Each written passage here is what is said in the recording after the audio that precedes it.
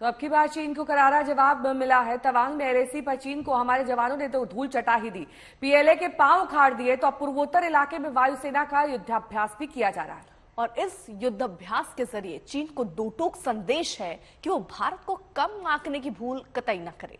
चीन को ताकत दिखाकर भारत ये बताना चाहता है कि अब की बार ईंट का पत्थर से जवाब दिया जाएगा।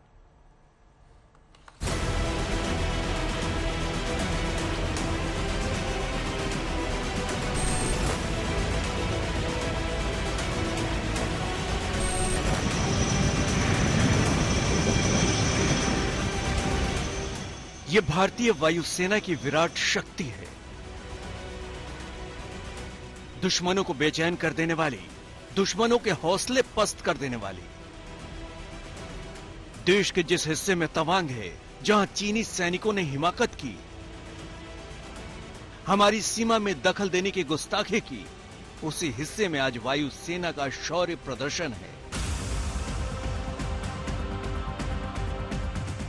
यूं तो इसकी तैयारी पहले से ही थी, लेकिन बीच में 9 दिसंबर आ गया और तवांग में तनातनी करने वाले चीनी सैनिकों की कुटाई हो गई।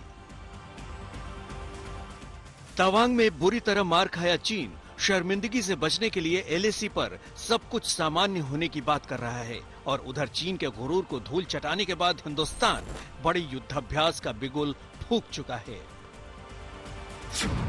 सूत्रों के मुताबिक असम के तेजपुर, छबुआ और जोरहाट एयरबेस और पश्चिम बंगाल के हाशिमारा एयरबेस के लड़ाकू विमान इस युद्धाभ्यास में शामिल होंगे। तेजपुर एयरबेस पर वायुसेना के सुखोई फाइटर जेट तैनात रहते हैं। हाशिमारा को राफेल लड़ाकू विमानों का घर कहा जाता है। जोरहट में अपाचे हेलीकॉप्टर्स और ट्रांसपोर्ट एयरक्राफ्ट्स की तैनाती रहती है। अरुणाचल प्रदेश के तवांग सेक्टर के यांगसे में भारत और चीन की सेनाओं के बीच जो टकराव हुआ, उसके 6 दिन बाद 2 दिनों का एयर एक्सरसाइज भारतीय वायुसेना करने वाली है। और ये 2 दिन आप पूर्वोत्तर के आसमानों में अलग अलग विमानों को देखेंगे। यहां पर फाइटर जेट्स होंगे, चॉपर्स होंगे, मालवाहक विमान होंगे और साथ ही यूएवीज भी यहां पर उड़ान भरेंगे, क्योंकि जो मॉडर्न युद्ध है, जो मॉडर्न वॉरफेयर है, उसमें सबसे बड़ी ताकत यही यूएवीज साबित होते हैं। लेकिन भारतीय वायुसेना अपनी तत्परता को, अपनी तैयारी को इस पूरे इलाके में परखने के लिए ही ये एयर एक्सरसाइज करती है। ईस्टर्न सेक्टर में जो निर्धारित एयर एक्सरसाइज था, उन्हीं तारीखों के हिसाब से ये 2 दिन चिन्हित किए गए और यहां पर एयर एक्सरसाइज हो रहा है। आईएएफ ने अपनी तरफ से कहा है कि इसका चीन से हुए टकराव से कोई लेना देना नहीं है। राफेल और सुखोई दोनों वायुसेना के फ्रंट लाइन फाइटर विमान हैं। सुखोई 30 MKI वायुसेना का सबसे घातक विमान है। ये उड़ान के दौरान ही फ्यूल भर सकता है। इसमें 12 टन तक युद्धक सामग्री लोड की जा सकती है। इस विमान में डबल इंजन लगे हुए हैं। सुखोई 30 MKI एक बार में 3000 किलोमीटर की उड़ान भर सकता है। सुखोई 30 MKI को अमेरिका F-16 से बेहतर माना जाता है। इसमें सैटेलाइट नेविगेशन सिस्टम लगा है, जो इसे किसी भी मौसम में उड़ान के लिए कारगर बनाता है। इसमें long range radio navigation system है। इसमें ऑटोमेटिक फ्लाइट कंट्रोल सिस्टम है। अब आपको राफेल के बारे में कुछ जरूरी जानकारी दे देते हैं।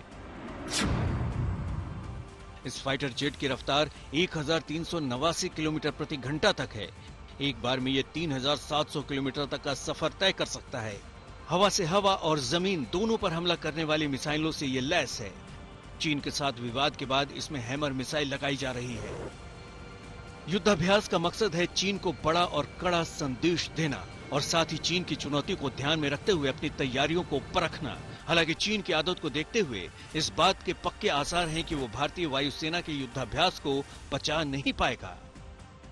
जब वो 100 किलोमीटर एलएसी से भारत अमेरिका युद्धाभ्यास पर आपत्ति कर सकता है, जो कि हर 1 साल का फीचर होता है, लगभग 18 साल से जो चल रहा है, तो इस तरह की चीजों को लेकर और इसीलिए वायुसेना की तरफ से ये स्पष्टीकरण भी दिया गया। वायुसेना की तरफ से ये स्पष्टीकरण दिया गया कि ये रूटीन है, इसे जोड़ा न जाए मौजूदा परिस्थितियों से, क्योंकि वो जानता है कि चीन किस तरीके का रोना रोता है। अब भारत की सेना अगर अपनी सरहदों की सुरक्षा कर रही है और उसे चीन की तरह से एक स्पिन देने का प्रयास कि भारतीय सेना ने कोशिश की कि एलएसी के उस ओर आए, तो ये चीन की इस तरह की गतिविधियों को देखकर बहुत सतर्क हो जाने की आवश्यकता रहती है और भारतीय सेना हमेशा से यहाँ पर अपनी तैनाती उसने बराबरी की रखी है चीन के साथ।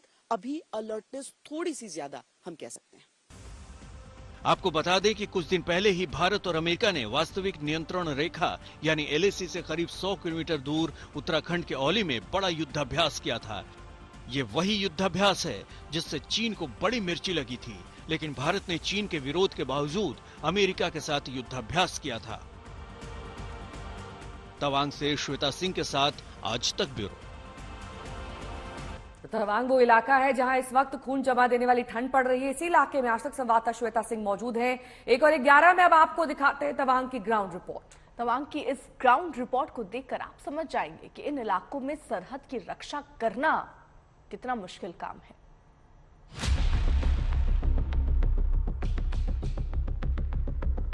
पानी पर चलना चमत्कार माना जाता है, लेकिन इस समय मैं पानी पर चल रही हूं।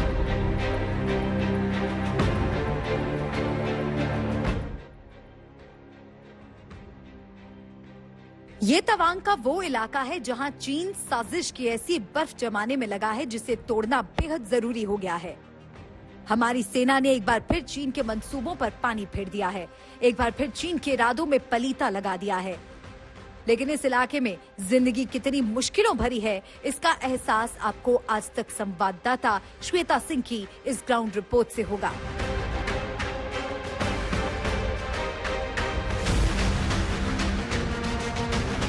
ये एक जमी हुई झील है जो लाइन ऑफ एक्चुअल कंट्रोल से लगी हुई परिस्थितियों को बयां करती है, जो बताती है कि पानी के बड़े से बड़े क्षेत्र भी, बहते हुए झरने, सब कुछ इस ठंड में जम जा रहा है। वाकई ऐसी ठंड है कि आपकी रगों में दौड़ता हुआ खून जम जाए। लगभग 14,000 फीट की ऊंचाई को टच करते हुए जो इलाके होते हैं वहां पर इस तरह की ठंड जब आ जाती है तो और परेशानियां बढ़ जाती हैं। लेकिन ये जो इलाका है, यहाँ पर चीन के मूवमेंट को देखते हुए भारतीय सेना अपनी सतर्कता को चरम पर रखती है। ऐसे ही विषम हालात में हमारे जवान तवांग सेक्टर में सरहद की पहरेदारी करते हैं और ऐसे ही मुश्किल हालात को आड़ बनाकर चीन हमारी सीमा में दाखिल होने की साजिश करता रहता है। लेकिन हिंदुस्तान ने अब जवानों की मुश्किलें आसान करने की तैयारी जोर शोर से शुरू कर दी है। सेना को अत्याधुनिक हथियारों से लैस किया जा रहा है। LAC पर भारतीय सेना ने M777 अल्ट्रालाइट होवित्जर तोप तैनात कर दिया है। चीनी ड्रोन पर सख्त निगरानी रखी जा रही है और उस सुरंग को तेजी से तैयार किया जा रहा है जो गेम चेंजर साबित होने वाला है। टनल से हम बाहर की ओर निकल रहे हैं। अभी गाड़ियां नहीं निकल रही हैं, पर पैदल मैं ये सफर पूरा कर पा रही हूं, आपको ये दिखाने के लिए कि कितना फायदा इससे जुड़ा हुआ है। ठंड के मौसम में इस रास्ते पर रोजाना 200 लोग 6 घंटे दिन में और रात के समय किसी भी इमरजेंसी में 4 से 5 घंटे लगते हैं। कितने मैन आवर्स आप उसे गिन लीजिए। ऐसे इलाके में जहां पर एक एक व्यक्ति का एक एक मिनट महत्वपूर्ण है, वहां पर 1 घंटे का समय अगर ये बचा देगा टनल, इसका निर्माण, तो उसकी भूमिका कितनी अहम हो जाती है।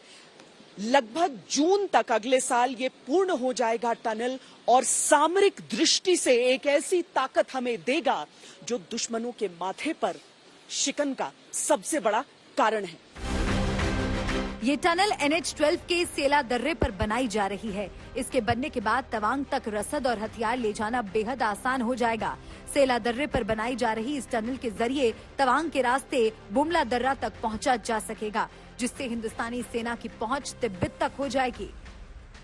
अब देखिए, मुख्य टनल का इलाका आप वहां देख रहे हैं और मुख्य टनल के समानांतर एक एस्केप टनल रहता है, यानी कि अगर किसी तरह की कोई समस्या होती है तो वहां से लोगों को निकाला जा सके, उसका भी काम समानांतर इसके पूर्ण हो जाना चाहिए। और यहाँ पर मुख्य टनल के साथ साथ आप यहाँ पर ही देख सकते हैं कि किस तरीके से एस्केप टनल भी हो जाएगा। 2023 की शुरुआत में बताया गया, लेकिन एक मोटे तौर पर जो आकलन यहाँ पर करते हैं उसके हिसाब से बताते हैं कि जून के महीने तक यहाँ का काम पूरा हो जाएगा, ताकि जो अगली ठंड का मौसम आए उस समय जो कठिनाई है वो पूरी तरीके से समाप्त हो चुकी हो। तवांग से श्वेता सिंह के साथ आज तक ब्यूरो।